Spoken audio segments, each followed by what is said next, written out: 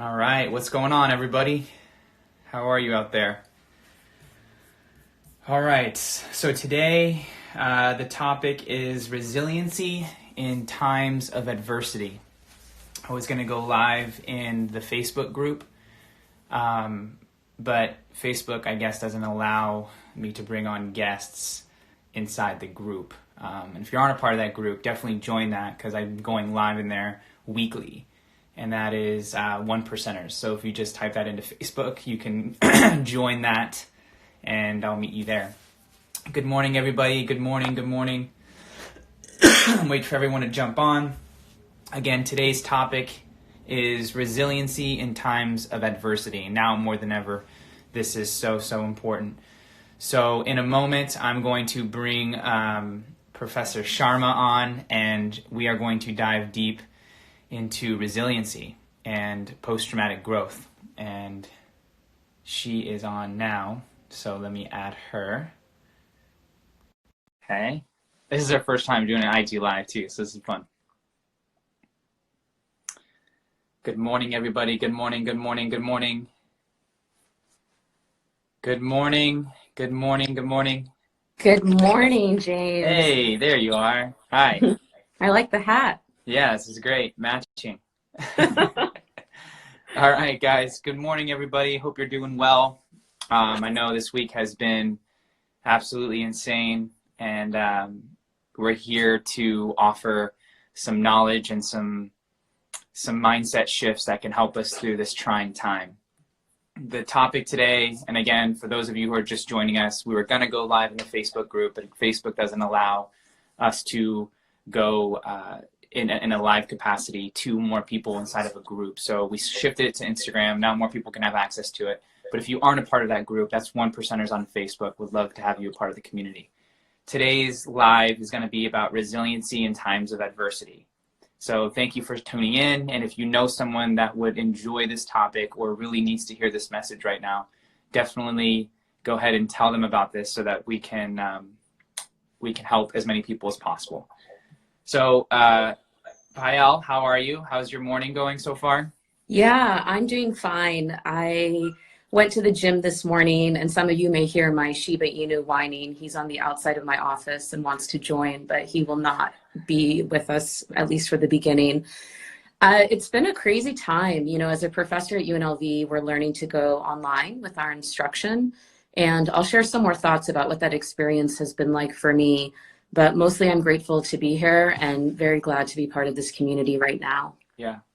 So for those of you who don't know who Payal is, she is a professor at UNLV, used to be a professor at the Wharton Business School, and she's a researcher. Her and I are actually collaborating on some research projects right now, but she is a leader in the community, a leader at UNLV, and is trailblazing the way of how to really engage students to learn at a different level from a business perspective, but has tons of research into resiliency, post-traumatic growth, psychology, on how we can really develop the right mindset so that we can show up at our best. And so I thought her and I have always have great conversations, and now more than ever, it's really important to have conversations about what people are going through and how we can weather this storm and tap into what we all have inside of us, which is resiliency.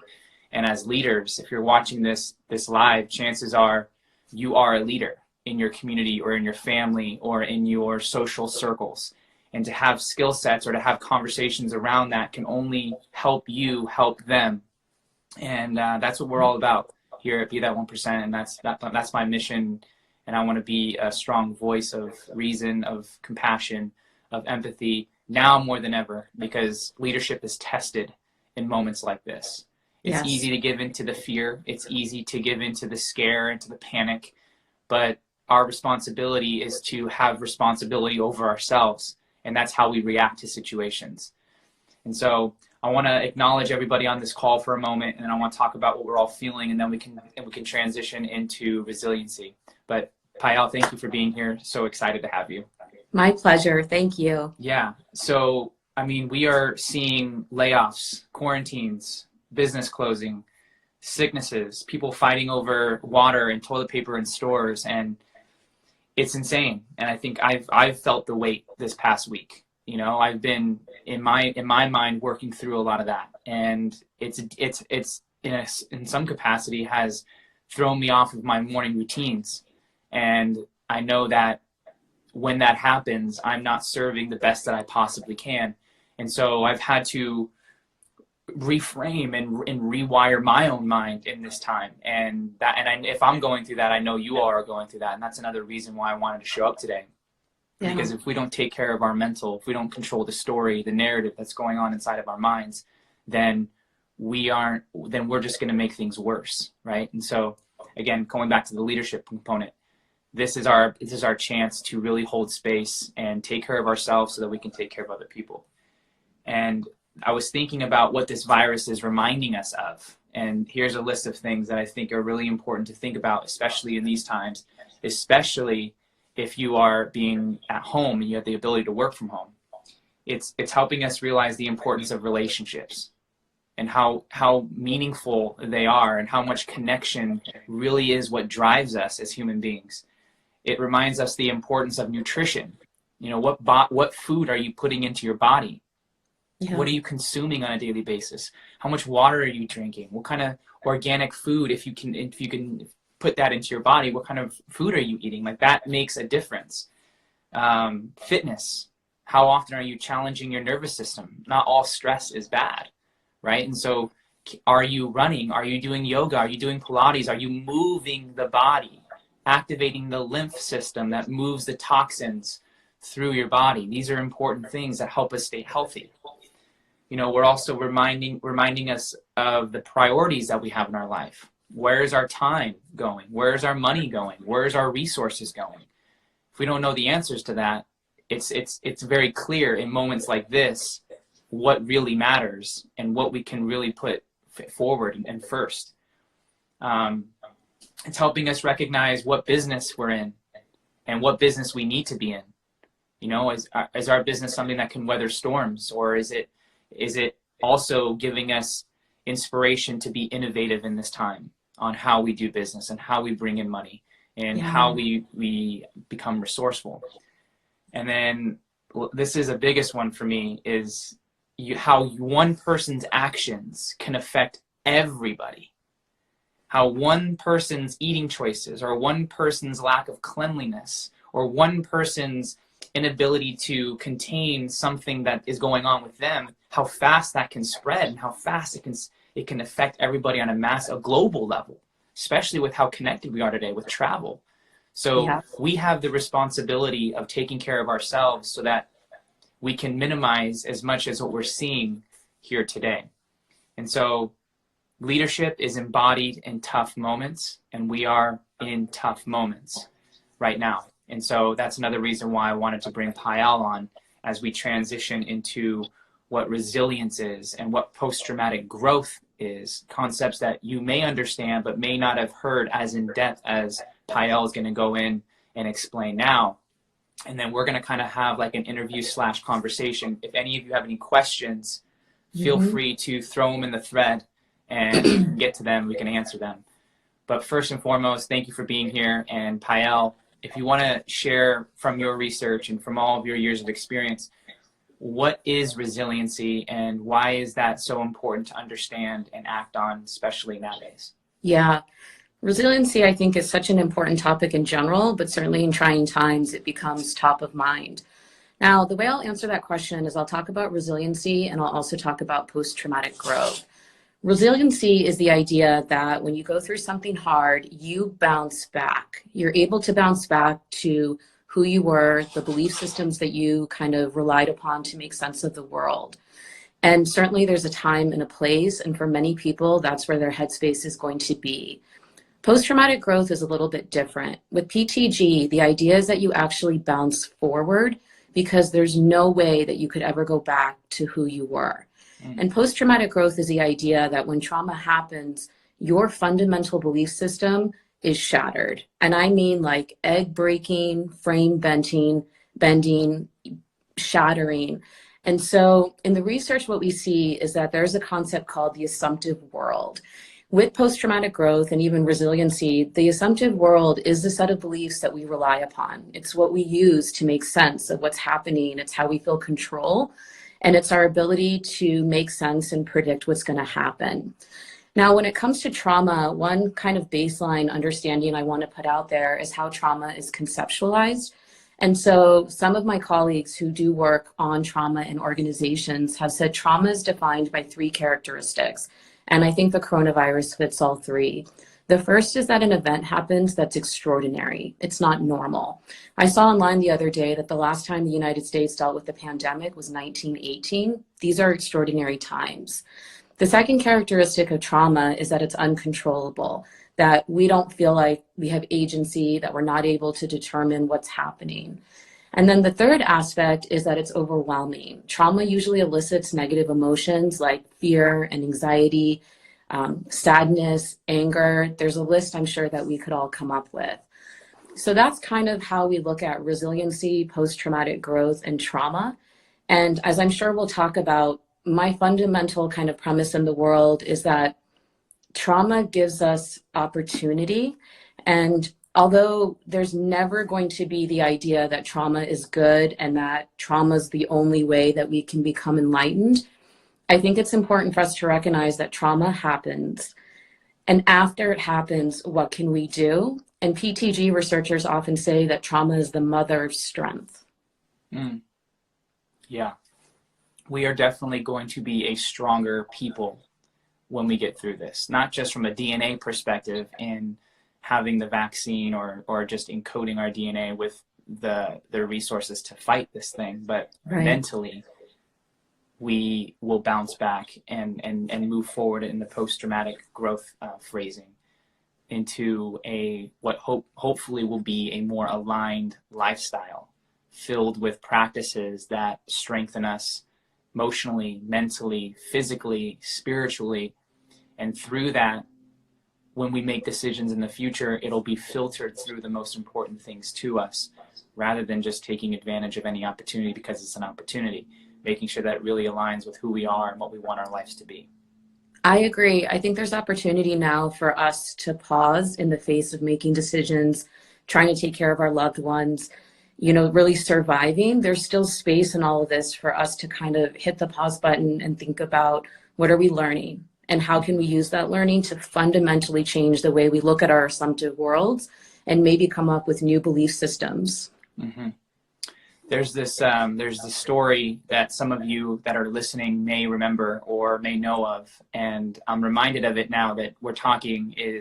There's this Chinese farmer that has his own land, and one day his son's playing on a horse and his son falls off and breaks his leg.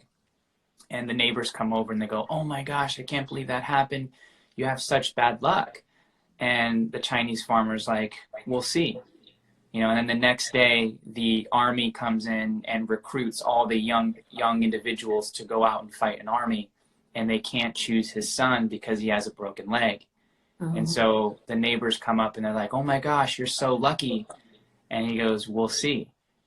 The next day, a lot of his horses run off into the distance, and he loses, a majority of them. And the neighbors come by and say, "Oh my gosh, how unfortunate! You just lost all of your horses. How are you going to get things done around the ranch?" And the Chinese farmer says, "We'll see." And the next day, those horses return back with more horses, more wild horses. And I'm paraphrasing this story, and then the neighbors come back and say, "Oh my gosh, you have such good luck. These horses, came back with more horses." And then, the story continues, and it's always a "we'll see." It's never, life is never done. It's always moving. And what one painful moment is right now is not what it's always going to be. And it's always unfolding. And it's through that unfolding and the hope and the belief that we have around that unfolding that creates an empowering meaning for us to stay focused, to stay hopeful. I mean, of Viktor Frankl and his work with Man's Search for Meaning, the people that were in the concentration camps and their ability to survive and withstand some of the most crucial or critical and very things that we can't even imagine that they would go through. And the only way that they were able to get through that was the hope that they had that they were going to get out. And that, I don't know if you want to speak to that at all, but that's so relevant in some sense to what we're going through now. I have two thoughts about that. So first, I have a close friend who had been very ill before the coronavirus happened for about 2 months. And after a few days of being sick or a few weeks, you know, you start to wonder what's going to happen and if you're ever going to get better. And I saw this quote that I sent to her, and it said, "Your right now is not your forever." And it helped her tremendously, because when you look at what's happening around you and you look at the right now, how do you train your mind to realize that it's not permanent? You know, one thing that I'm always amazed by with our brains is how we look for confirmatory evidence for whatever story we're telling ourselves. And something I would encourage everyone on this live to do is today and tomorrow, try to look for evidence that there is hope. And that might be hard to do if there's a lot of information that seems to be eliciting fear or anxiety, but see if we can find glimmers of hope that can confirm the story that you're describing, because the stories we tell ourselves are the stories that are going to carry us through, and the stories we tell ourselves predict how people respond to us. And so if our story isn't about hope, then what does that really mean in terms of our ability to survive day by day as we are seeing and trying to figure out more long-term what will happen? Right.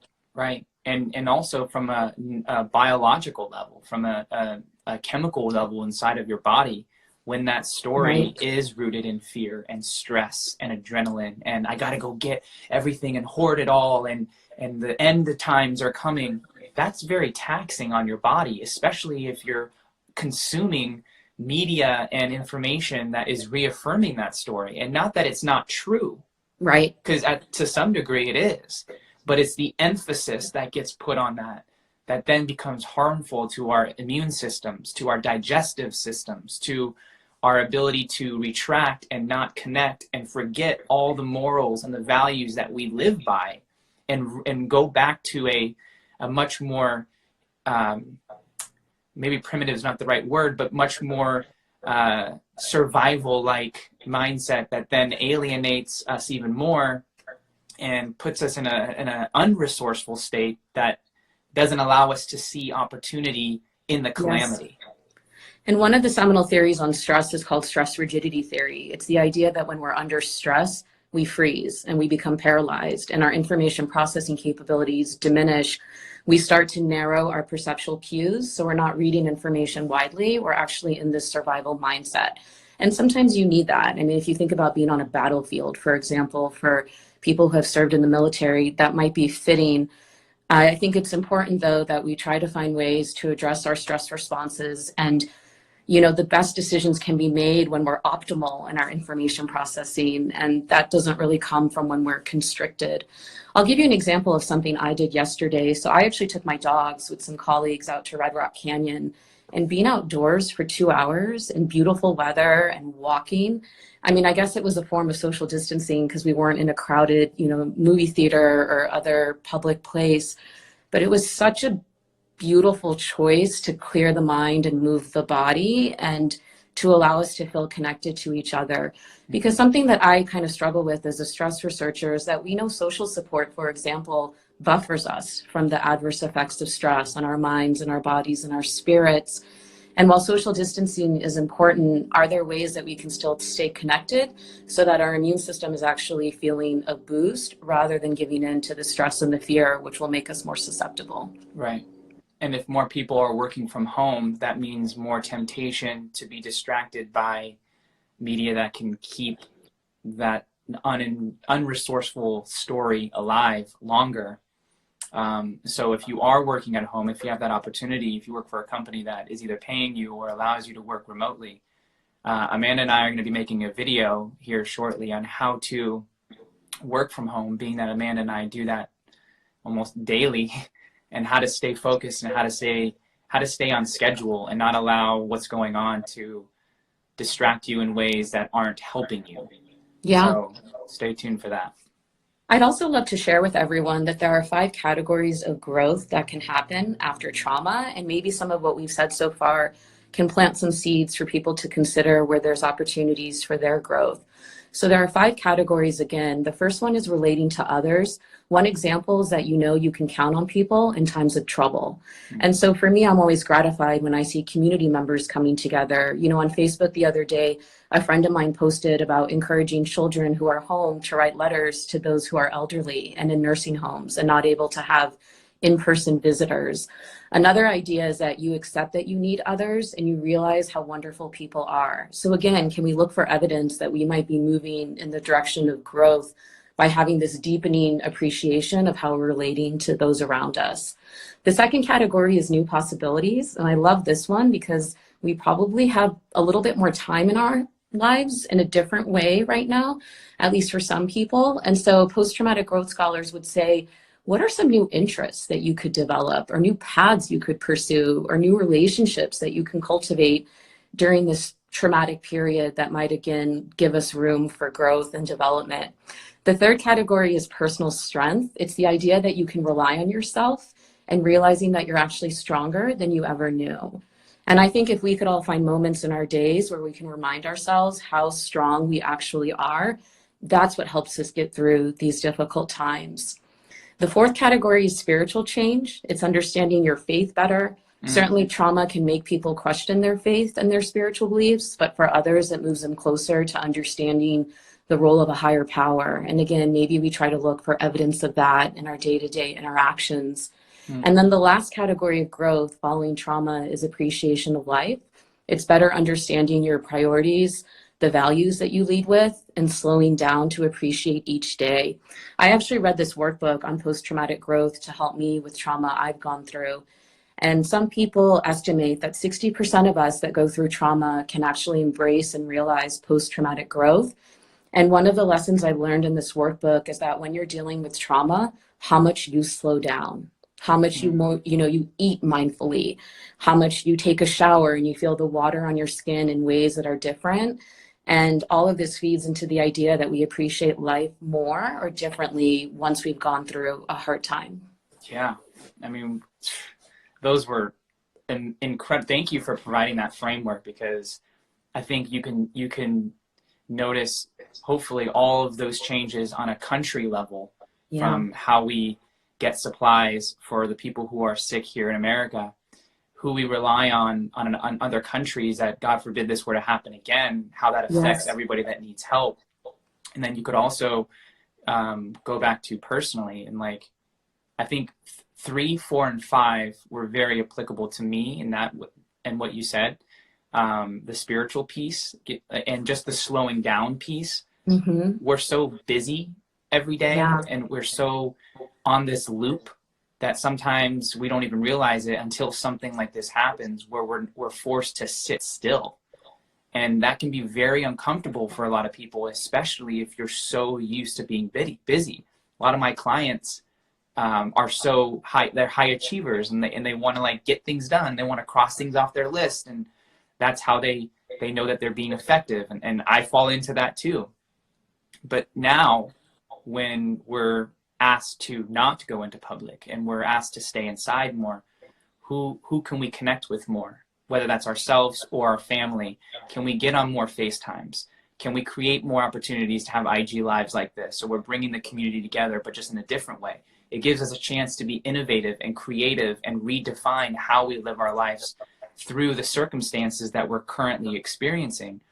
And that's valuable if you look at it in that lens. If you look at all the things that you're losing out on by not being in public, then that's only going to feed into the story of, oh, I'm angry, this shouldn't be happening, it's only a flu, and like the list goes on. It's very easy to get into that story. And once you start building momentum in it, it's hard to slow it down.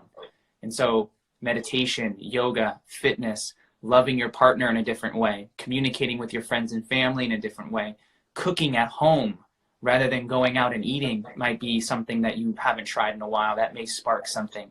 Like you said with the kids and the hospital or the elderly, I think that's brilliant. Like, these are moments like this give birth to ideas like that. And and if it weren't for what we're going through, then those options that we're talking about never present themselves. I have 2 thoughts on that. So my friend that invited me to go to spin this morning, she'd been texting me daily because daily information was changing. You know, was the studio going to be open? Was her son's preschool going to be open? And James, I secretly delighted in the fact that I was hearing from her more than usual, because I felt like our bond was deepening and we were talking every day and we were practicing flexibility. And she admitted to me how hard it is for her right now because she's used to having a plan and that gives her a sense of control. But together we're practicing the idea that we're giving up control. And what do we get to fill that space with instead? And so her idea recently that we were talking about is, if our gyms close for good reason and it's the healthy, safe decision, she's going to invite me over and we're going to do a program together for working out. We would not be working out at her house if it weren't for the gyms closing, and the gyms wouldn't be closing hypothetically if it wasn't for the coronavirus. So yes, the coronavirus can be traumatic, but what good can we create from that? She and I are going to have a new set of memories if I work out at her home, because we're going to have that time together. You know, I wrote a letter to a friend of mine. She's my pen pal in Philly, one of my best friends, and she's been going through a really tough time for other reasons. And in the letter to her, I said, there are lessons you are learning that you would not be able to learn in any other way unless it was for what you are going through. And that becomes opportunity again, right? That's where space opens up for growth. And you and I have had recent conversations about when you've gone through multiple traumas or losses, a void opens up. But what happens with voids? Maybe they get filled with other people or experiences. Again, those voids would not have opened up in the way that they are if it wasn't for what you had gone through. And maybe there is something better on the other side. Yes. And I think, at least from my experience, when cities or countries or a group of people, whether it's in a company or a friend circle or a country like this, I find that there's deeper connections, like based off what you're saying, that are made. Like, I'm thinking of all the friendships that I have in my life, and the reason why they're so deep is because we've been through trauma together, or we've experienced or shared our trauma with each other, and through that deepening of the information, a new relationship can form. Yes. I've talked more with my best friends than I have in a long time via FaceTime because of what's going on. Yep. I've expressed I love people more in this time than I have in a while. And so the moment now calls for another form of love. And if we can embody that through our situation, trusting that this won't last forever, which on statistically it won't, right. Then we can keep not only our sanity, but we can keep our values, and we can keep our morals, and we can keep our identity of us being adaptable and flexible alive. Humans naturally, I think, are very adaptable, whether we believe that or not. But I think history has shown us that in times of challenge, we can either rise to that occasion or we can fall, and it'll lead to our demise, whether that's not physically, but mentally and giving up in a sense. So yeah, it's an interesting time, and how you define it is how you will show up. I agree entirely. I also want to share with those who are with us right now some findings from research I've done. So as James knows, I work in the hip hop and rap music sector for research I'm doing on power dynamics. And my research has looked at the career experiences of video models, or women who model and rap in hip hop music videos. And what we're seeing in our data is that there's 4 factors that constitute powerlessness. And the reason I mention this is because there might be some people right now who feel powerless, but I think there's going to be a forum in what I'm about to share to help us rethink what powerlessness really means and to help us find power. So the first dimension of powerlessness we see, and this is mostly structural factors, so in the setting or the context of the industry, is isolation.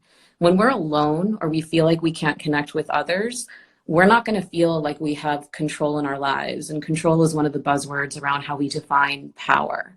And certainly I think when we are separated right now for health reasons, we're social distancing, I think we need to toe that line and figure out how we don't slide down the slope of being isolated. The second dimension of powerlessness is when there's perceptions of insecurity in the context around us. And of course, right now with the toilet paper example, there seems to be a lot of insecurity and ups and downs, and we don't know where there's stability and whether or not this is going to eventually get better for sure, right? There's a lot of room for us to question any sort of permanence right now of returning to normal life. The third factor is resource scarcity, which again, we're seeing in society. And for the video models, they might perceive that there's not enough work to go around, and there's a lot of competition for the work that does exist. And so it creates, again, a sense that they don't have control, that they're not able to influence the people around them, and it feeds that structural powerlessness that we're seeing. And then the last dimension is when other people impose their idea of who you should be on you. And to me, this is my favorite dimension, because when other people try to tell you who you should be, that becomes your gateway to show them that you're actually more than they ever thought was possible. And I think with all of these dimensions, what I always like to teach my students and when I give talks, yes, we know that powerlessness can exist in the form of structural features. And again, we can think of examples from around us that illustrate the 4 dimensions I've just described, but that is not where we stop. What we actually, I think, benefit from doing is thinking about, where do we have control? Where can we influence others? How can we overcome each of these dimensions with the day-to-day choices that we make? Because at the end of the day, we do have agency in our lives, and that's where I think we can focus to stay healthy in mind and body and spirit. Yeah, I love that. And our country is going to be better when all of us take responsibility for our own actions and not rely on outside sources to take care of the things that only we can.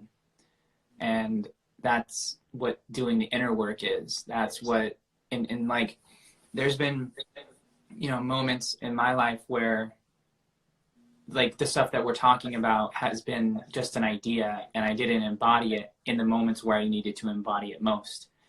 And I lost out on the opportunities and the lessons in those moments.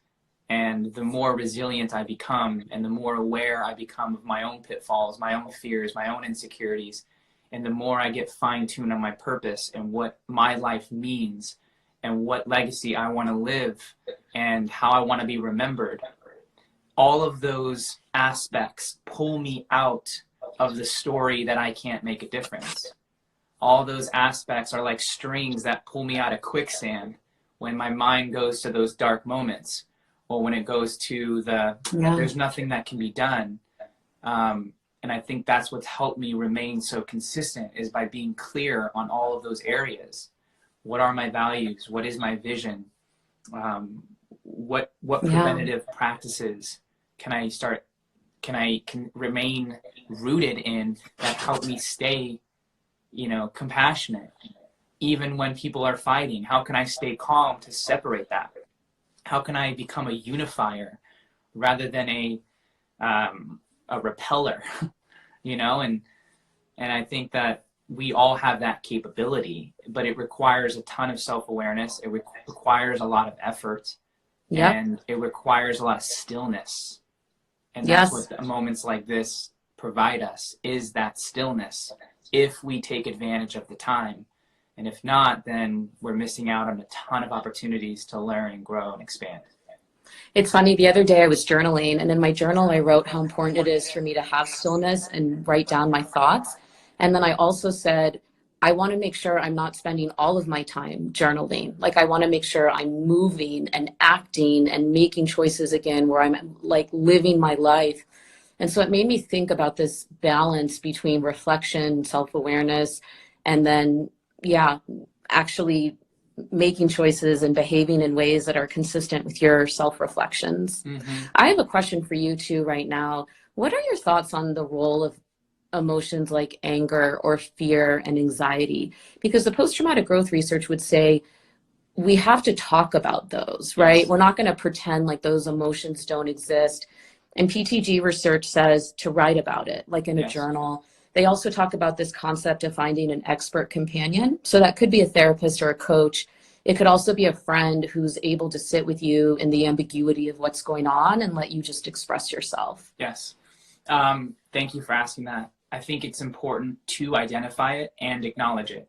Because if you're pushing it under the rug and trying to avoid the seriousness of what's going on, like I think many of us probably caught ourselves in from moment to moment, then we're denying a feeling that we have. And anytime we deny a feeling which can be a truth in that moment, then we're not allowing ourselves to fully express it, which then creates tension in places in the body that doesn't need to have tension, which then can manifest itself into, you know, the scarcity, into the panic, into other areas of your life. But if you talk through it by saying, hey, this is what I'm feeling, I'm not trying to say that the world is ending, but I want to talk through this, and through the talking of it, through you hearing it, through the other person challenging it, and through both of you coming up with a more calm, sensitive, logical perspective, that can minimize a lot of that emotional turbulence that you might be experiencing, that I know I was experiencing.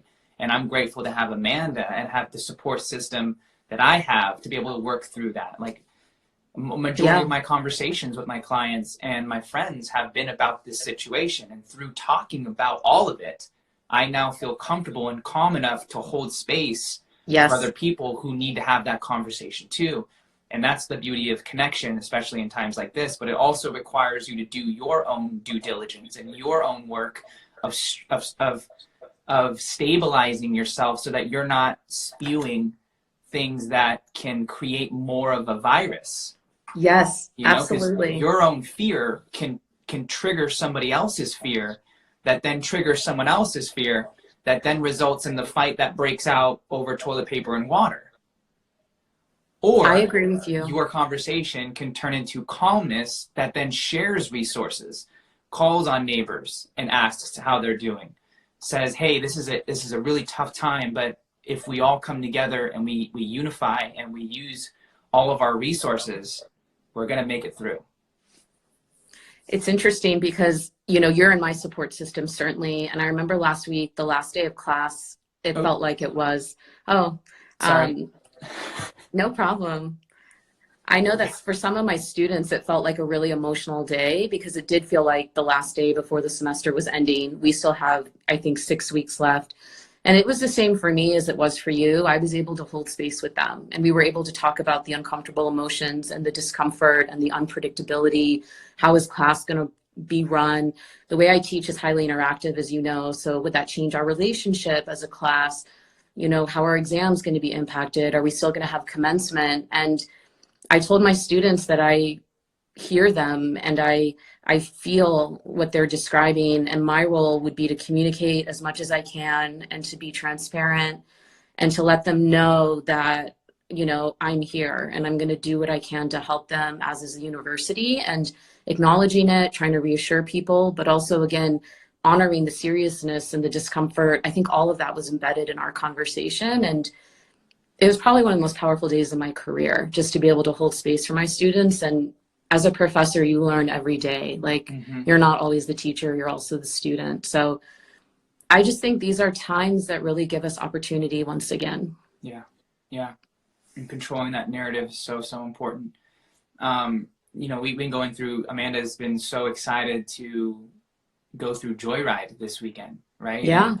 And before the coronavirus, like, we were just on cloud nine of like, oh my gosh, there's gonna be so many breakthroughs. We can't wait to like have the connection. And you've been to our events, so you know we're all about hugs and like making sure that people feel heard and understood and felt.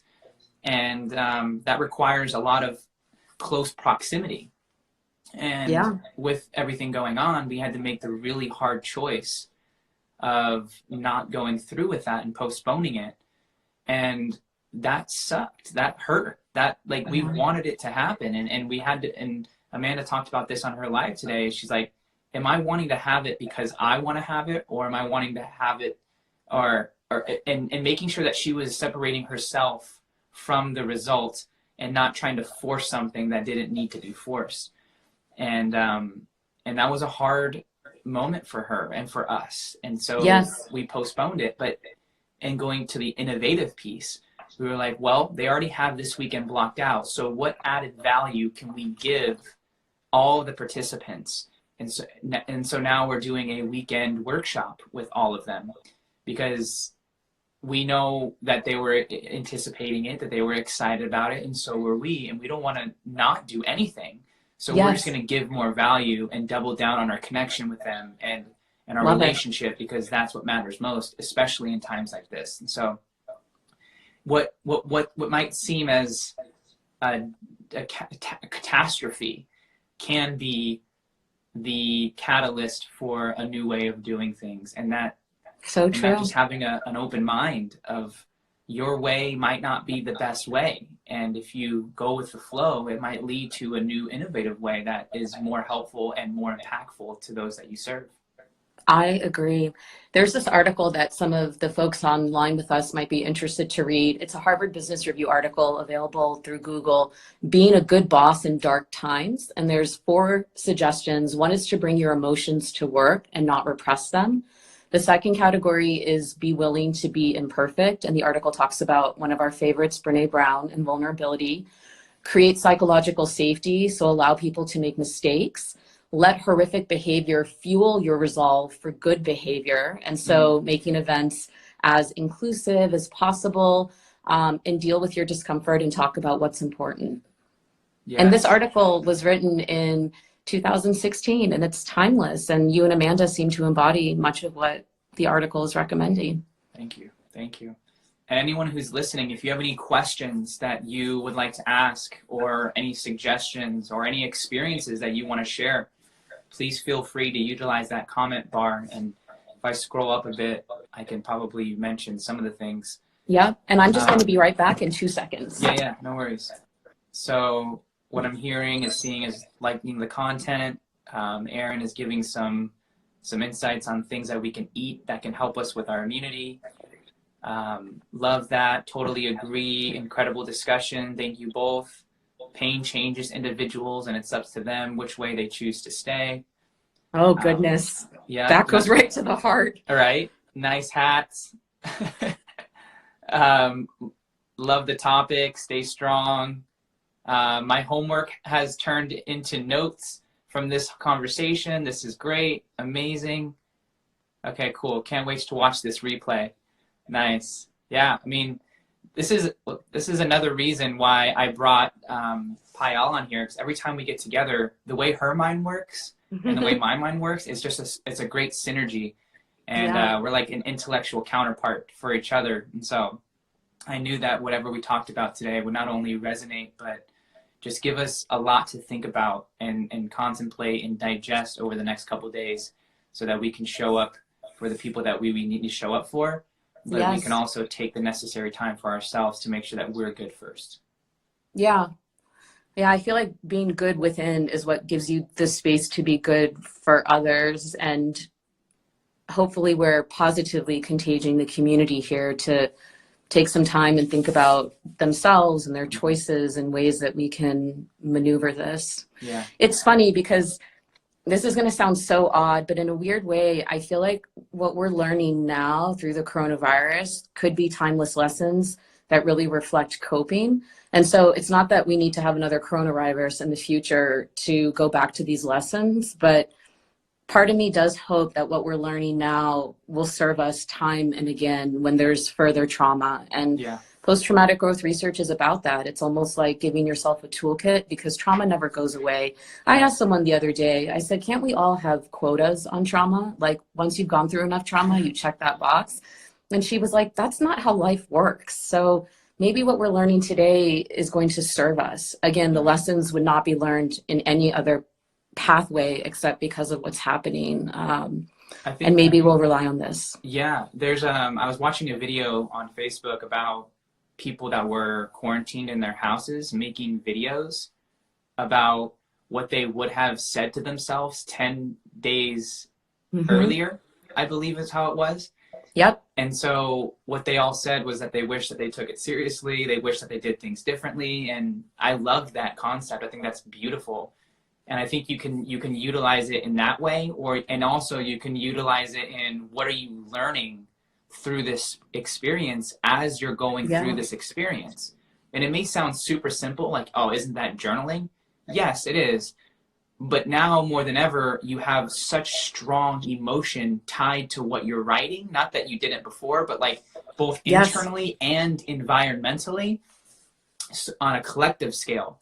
And so I think right now would be a very important time to document what those priorities are in your life, how you want to show up, what those values are, what your vision is, what you want people to feel when they're around you, what common set of practices do you now want your life to reflect so that you Yes. don't get caught in what you're in right now again? Yes. Um, I'm a big believer in time capsules, so I always do a final reflection with my students at the end of the semester, and then I try to mail them their final reflections 5 years out.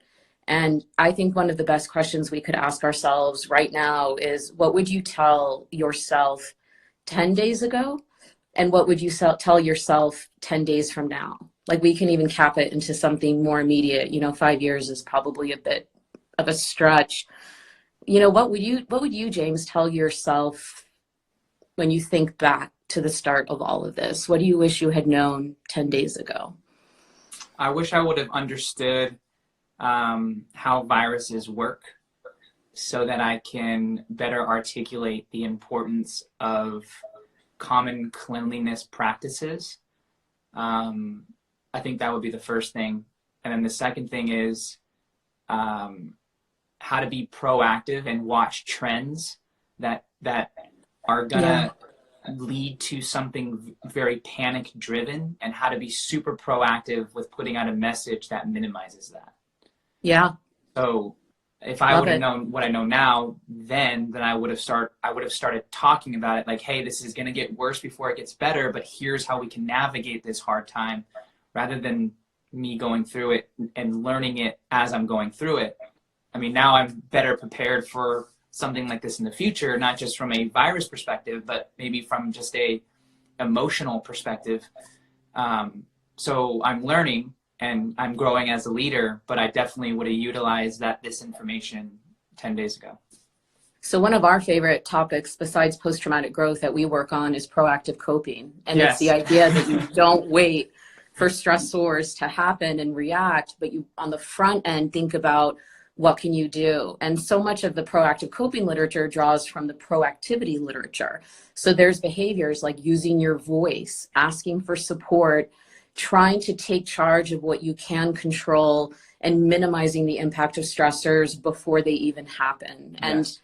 This is a philosophy, as you well know, I live by, is I don't think as a society we should be reactive. For all the amazing leaders on this, forum with us, proactive coping can serve you mentally, emotionally, and physically. Again, we don't wait for the stressors to happen and then try to manage the stress. The phrase stress management drives me bananas intellectually, because I think what you're describing to your 10 days ago, James, is the idea that you try to be anticipatory. Yes. And we're not trying to encourage people to be hyper vigilant. We can leave that to the Navy SEALs. But certainly the idea to be ready is, I think, helpful and healthy and protective. The other idea I want to ask you is what you would say to yourself 10 days from now. What would you tell that, James? So I'm recording something right now so that 10 days from now I'm watching it. Exactly. Early April, end of March. Yeah, I love this because it's like you're learning from your future and your past self at the same time.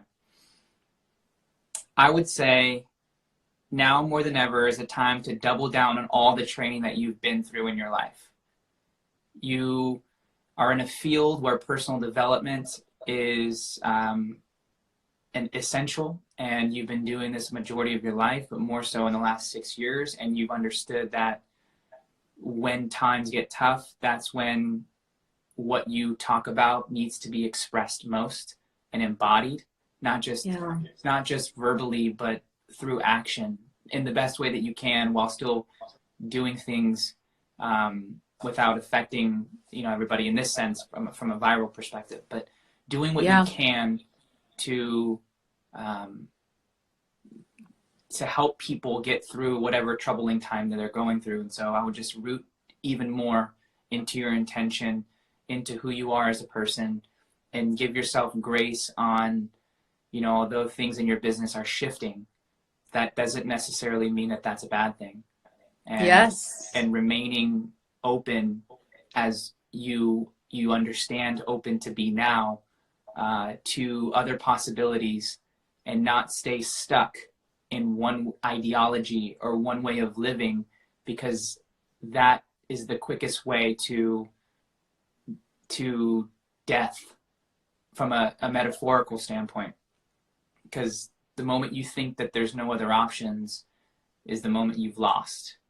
Yes. And I always think that there always is an option if you are open and clear enough to see. So then my final question as part of this time capsule exercise, what would you say to your newborn son or daughter months from now in July? What are your observations about human behavior in the world that you are learning through the coronavirus pandemic? This is cool. Thank you for asking that. So I'm actually getting choked up thinking about what you're I know possibly going to say. I know. And obviously Amanda and I don't know what the sex is, so this could be a son or it could be a daughter. And I think the message will still be the same, but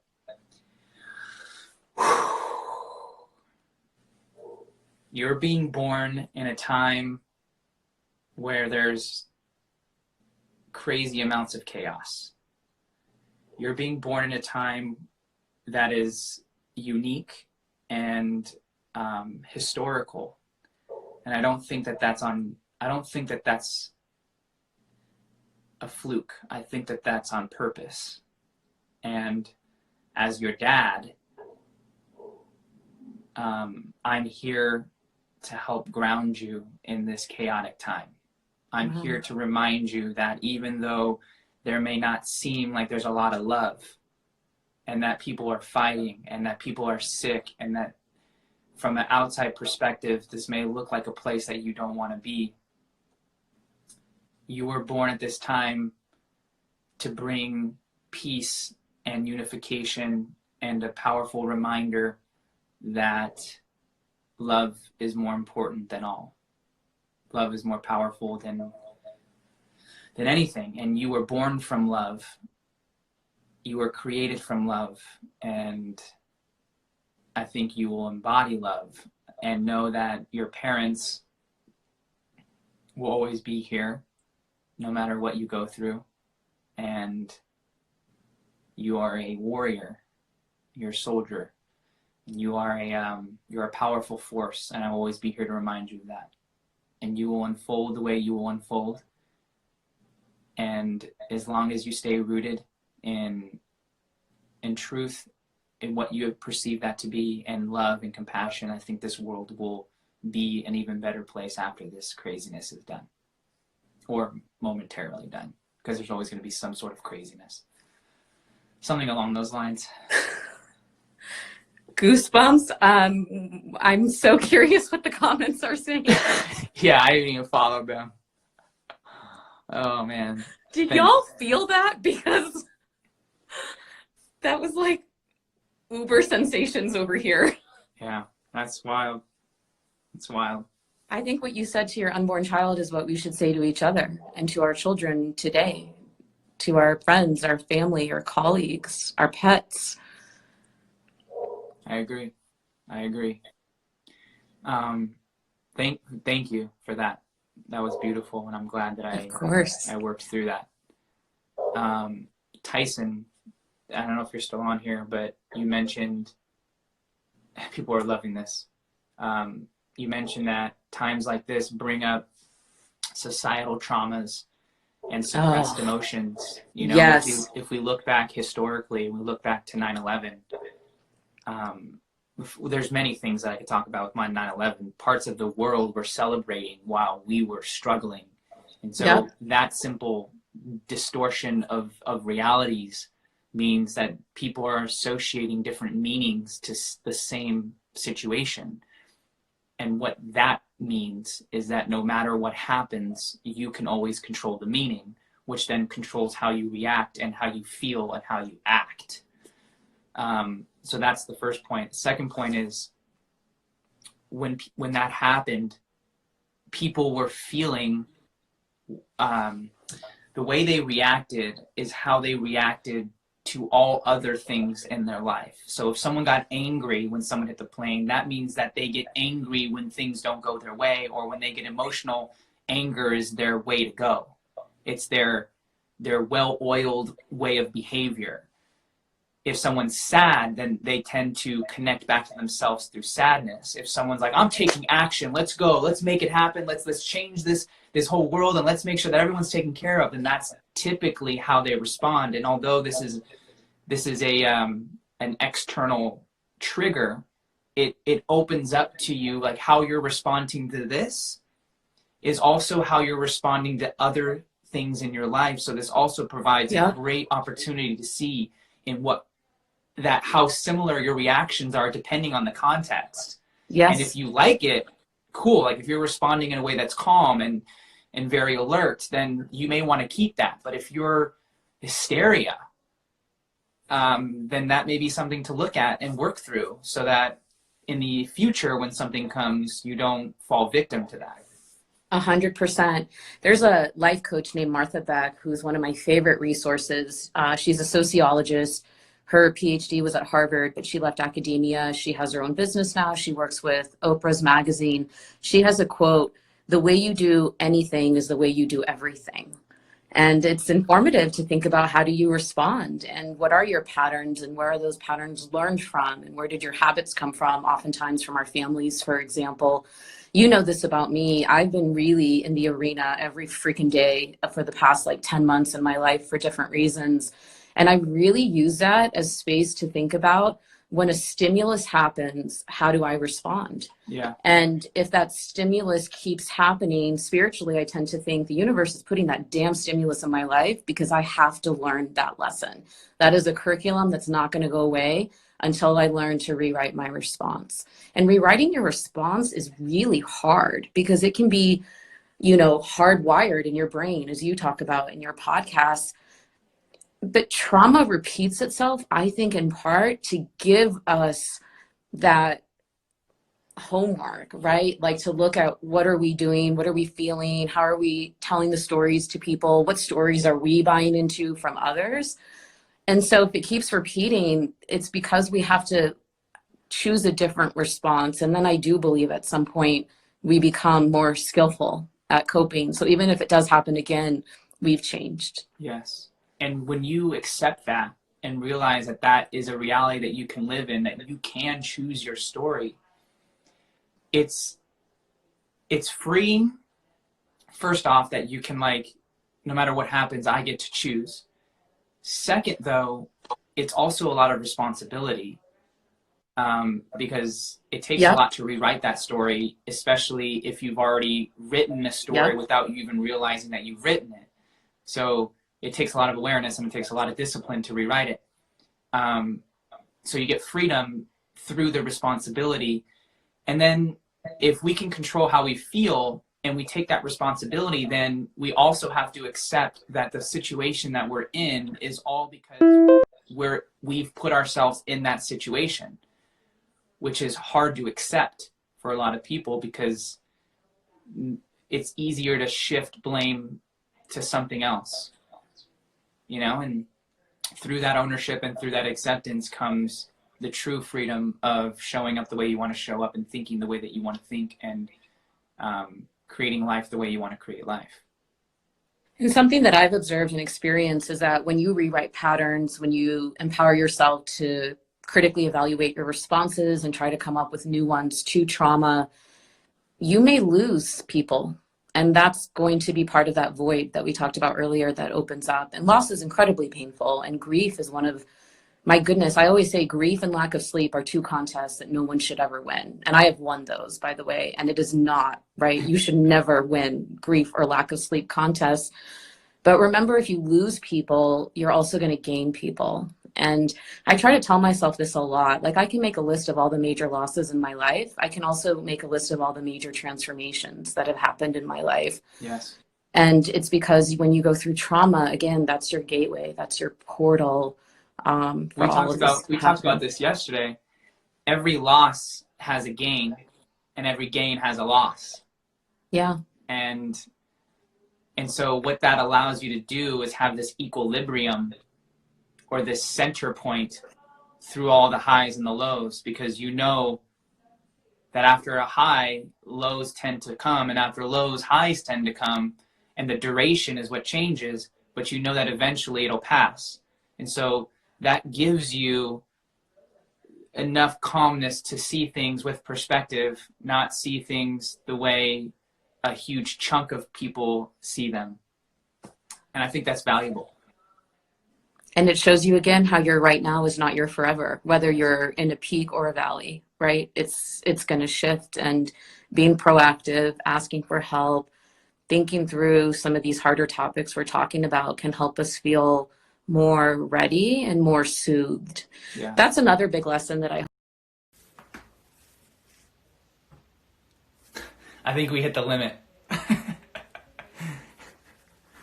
I'm sure you guys will hop back on.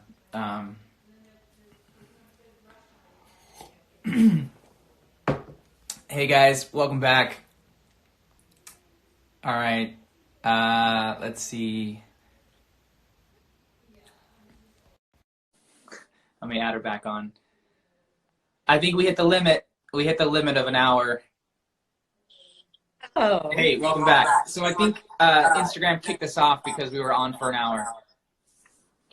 Got it. So we're back. So maybe as a closing thought, I was just encouraging everyone to ask themselves, what can you do to soothe yourself right now? You know, what are the basics that you can do to make yourself feel comforted and supported and be kind to your own needs? I think all of this helps us feel just less affected. And I feel like when we soothe ourselves, we go to the core of what trauma is eliciting, like the hurts and the insecurities and the anxieties. And sometimes I think, like, when I was a kid, what did I love to do that soothed me? And it would be reading or walking outside or playing with animals. I think all of that is helpful. Oops. And here is one of the ways I soothe myself. This is my Shiba Inu Sammy, short for Samosa. She's so cute. Yeah, it's a boy, but everybody thinks it's a girl because I also call him Samantha. He's so cute. Sorry. And by the way, touch and softness from animals, my goodness, there's like, I feel like such a profound impact on blood pressure and the nervous system. And Sammy gets a lot out of it too, because you can tell he lives a very rough life around here. Yeah. Well, Payal, I thank you for your expertise and your heart and your wisdom and your mental constructs that we can use and frameworks that we can use to navigate challenging times. And thank you everybody for showing up on a Monday, starting the week off with this type of mindset, because this will only help you stay rooted through all the chaos that's going to probably unfold. And I think it's still going to get worse. And so that's why people like you watching this, people like us, can step up and be the leaders that our communities and our families and our friend circles need. And recognizing that you don't have to have a degree in leadership to be a leader. You don't have to have some online course that certifies you to be a good person. You don't have to be given permission to say, I love you. These are all things that you give yourself. And if you can do that now, think about how easy it will come when times are quote unquote easier. Yes. Your skills, your mindset, your techniques, your strategies are being refined right now. Yes. They're being sharpened.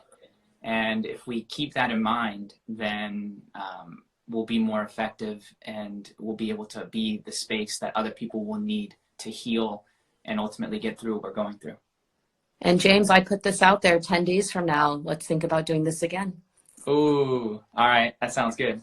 All right, Payal. Thank you guys so much. Have an amazing day, everybody. If you need anything, DM me. I'll repost this. Obviously, it'll live on my story.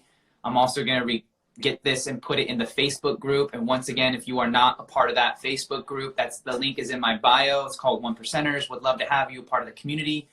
I go live once a week there as well. Specialized content there too. So let me know how I can serve. And Payal, I'm sure reach out to her if you need anything from her. She's always willing to help.